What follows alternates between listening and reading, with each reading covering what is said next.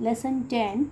अब एक्सरसाइज 3.2, इसमें स्टूडेंट हम आपको सिर्फ क्वेश्चन नंबर 4 जो कि कंटिन्यू प्रोपोर्शन का था, लेसन 9 से हमने ये टॉपिक स्टार्ट किया हुआ है, ये उसका सोल्यूशन है। अब ये इसमें हम कंप्लीट कर रहे हैं लेसन 10 में। तो इसमें आपको उसी तरह से statement, first of all read the statement, if 3x - 1, 4 and 35 are in continued proportion find the value of x। आपको इन क्वांटिटीज़ का जो है इसमें x की वैल्यू फाइंड आउट करनी है।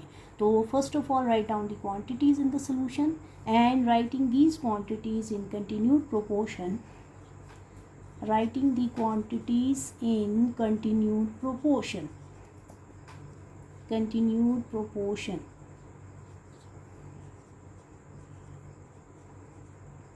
इसमें आपको उसी तरह से 3x - 1 फर्स्ट क्वांटिटी है, फिर 4 लिखना है, प्रोपोर्शन का डॉट्स लगेंगे, उसके बाद 4:35। अब आप फर्स्ट रेशियो को फ्रैक्शन फॉर्म में लिखेंगे, which is 3x - 1 divided by 4, and this is equals to the right side second ratio, which is 4/35। now by cross multiplication, first of all cross multiplication करेंगे, 3x - 1 इसको आपने 35 से multiplied करना है, ये एक्सट्रीम है, और मीन्स जो है 4 × 4। अब यहाँ पे आपको ब्रैकेट सॉल्व करनी होती है, तो आप 35 को पहले 3 टाइम्स लें, तो this is 105 x and then -3 35 1 ज़ा 35, ये आपकी ब्रैकेट सॉल्व हो गई। राइट साइड पे 16 आ जाएगा, 4 4 ज़ा 16 होता है।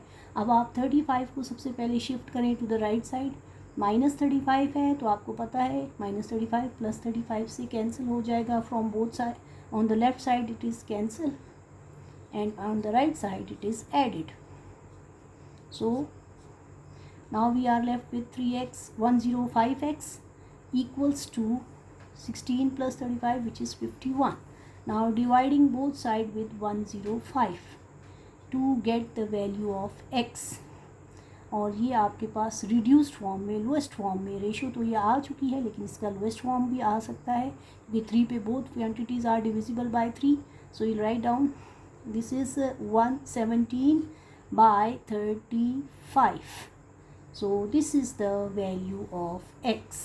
इस तरह से हमने x की वैल्यू फाइंड आउट कर ली है, और ये आपका आंसर है।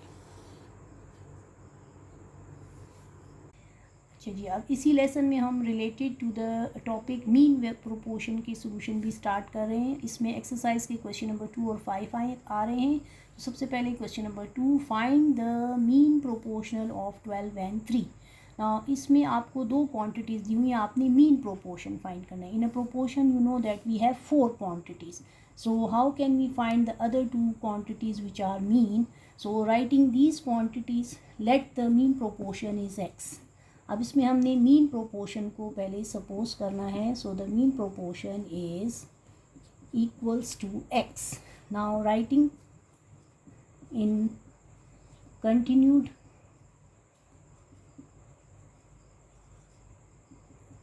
आप इसको जब कंटिन्यूड में लिखेंगे तो मीन प्रोपोर्शन जो होता है वो x, और फिर उसी तरह से प्रोपोर्शन का मार्क और x/3। ये आपको इस तरह से आपने जैसे कंटिन्यूड में लिखते हैं उसी तरह इसमें लिखेंगे, लेकिन मीन आपको फाइंड आउट करना है, तो मीन आपका x हो जाएगा। अब आप 12/x इसको लिखते हैं फ्रैक्शन में, और दूसरा रेशो आपका क्या बन रहा है, x/3। उसी तरह से आपने क्रॉस मल्टीप्लाई करना है, तो ये आपको x × x हो जाएगा, लेफ़्ट साइड पे x × x हो जाएगा, और राइट साइड पे 12 × 3। अब ये आपको पता है x × x x² होता है, 12 × 3 36 हो जाता है। अब आप चूँकि x फाइंड आउट करना है तो square root on both side, x² के ऊपर भी आप रूट का मार्क लगाएंगे तो आपको x की वैल्यू मिल जाएगी, रूट स्क्वायर से कैंसिल हो जाता है। सो देयरफॉर x की वैल्यू आपके पास, और राइट साइड पे 36 है तो x की वैल्यू आपके पास आ जाएगी +/6। So which is the mean proportion, which is the mean proportion of 12 and 3।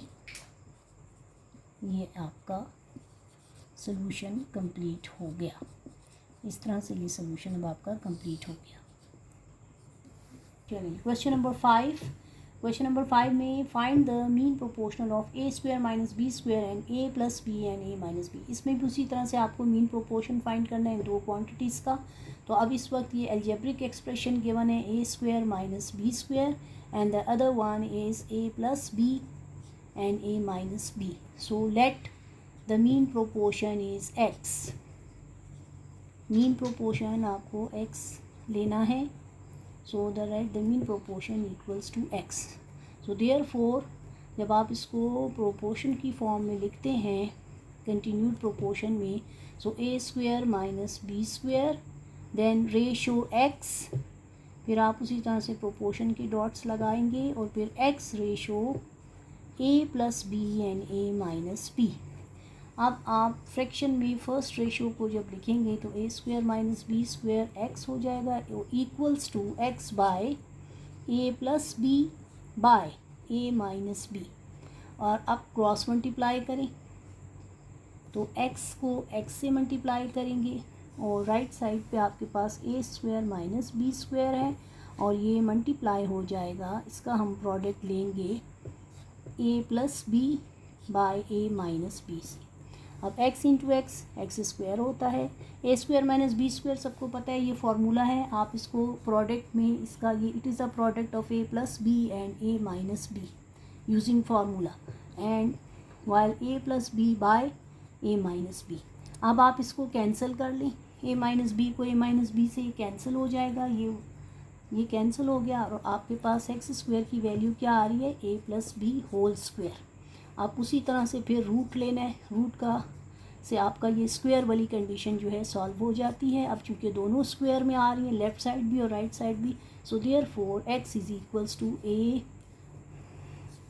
Plus minus a plus b, so which is the mean proportion. और इस तरह से ये आपका टॉपिक कंप्लीट हो गया, ये सॉल्यूशंस भी आपके कंप्लीट हो गए। Thank you so much.